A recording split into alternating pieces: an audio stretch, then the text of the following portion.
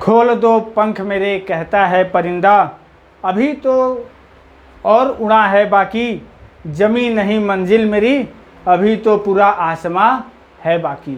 A very good evening friends, welcome back in our channel. हमारे और आपके channel में आपका तहे दिल से स्वागत है रुद्राक्ष एकेडमी के ऑनलाइन लर्निंग ई प्लेटफॉर्म पे।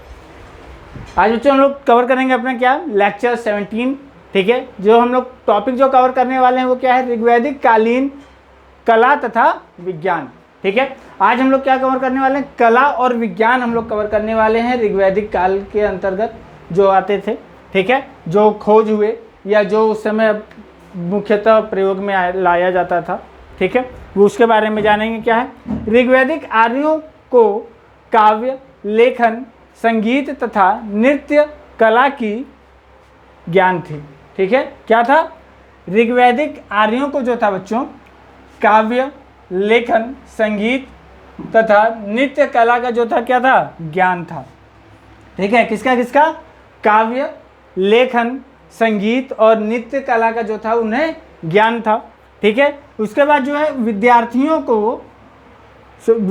को जो है गुरु द्वारा कहे मंत्रों को सुनने मात्र से ही उन्हें याद करना होता था, ठीक है। क्योंकि सर्वप्रथम क्या हुआ था, पहले मौखिक यानी बोलने की कला आई थी, ठीक है, लोग बोलते थे, लिखने की कला उसके बाद आई, ठीक है। तो क्या हुआ, उसके बाद क्या हुआ, देखो, मंत्रोपदेश की सुरक्षा के लिए इन्हें लिपिबद्ध किया गया जो कि लेखन कला को प्रस्तुत करता है, ठीक है। उसके बाद क्या हुआ, यहाँ पे उसके बाद क्या हुआ, मंत्रों को जो है सुरक्षित यानी आगे तक ले जाने के लिए उसे क्या किया गया, लिपिबद्ध यानी उसे लिखा जाना चालू हुआ, जिसके वजह से उन्हें सुरक्षित किया गया और उसी वजह से आज हम लोग उन सब चीज़ों को देख पा रहे हैं, समझ पा रहे हैं, पढ़ पा रहे हैं, ठीक है। जिसके वजह से हम लोगों को आज पता चल रहा है कि उस समय कौन से मंत्र थे, क्या चीज़ें थी, क्या व्यवस्थाएं थी, ठीक है। तो मात्र वो किसके वजह से, लेखन कला की वजह से, ठीक है। लेखन कला उस समय आया, उसके बाद उसे क्या हुआ, लिखे जाने लगे, सारी चीज़ें लिखी जाने लगी, जिसके वजह से आज हम लोग उन सब चीज़ों को पढ़ पा रहे हैं, समझ पा रहे हैं किसे व्यवस्थित तरीके से, ठीक है। उसे आज हम लोग पढ़ और समझ पा रहे हैं, ठीक है। तो आगे हम लोग देखेंगे,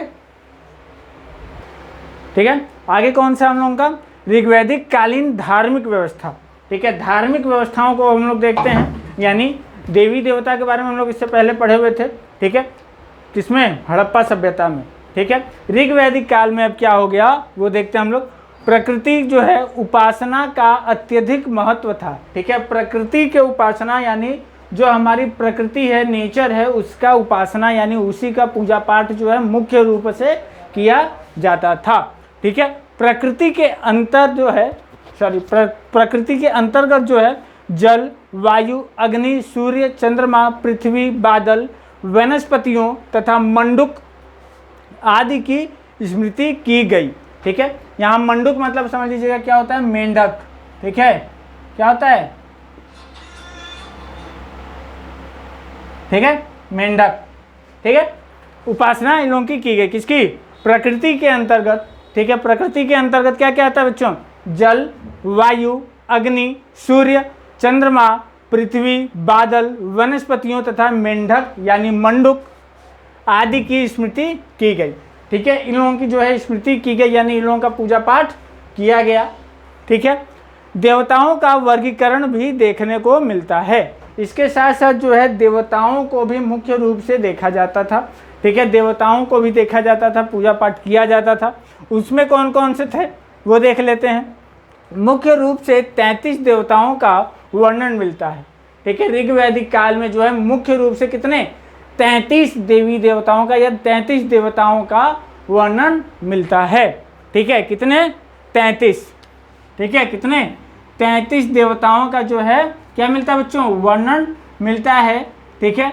जो कि अब क्या हुआ, 33 को बांट दिया गया, ठीक है। 33 जो है अलग अलग जगह से, जो कि जो है पृथ्वी स्थानीय यानी पृथ्वी पे जो देवी देवता रहते थे वो 11, ठीक है। उसके बाद अंतरिक्ष स्थानीय जो देवताएं थे वो भी 11, ठीक है। उसके बाद दयु स्थानीय जो देवी देवता थे, ठीक है, वो 11। ठीक है, तो इस तरह से जो है 33 देवी देवताओं का, या केवल आप देवताओं का कह सकते हो, ठीक है, क्या है, वर्णन मिलता है।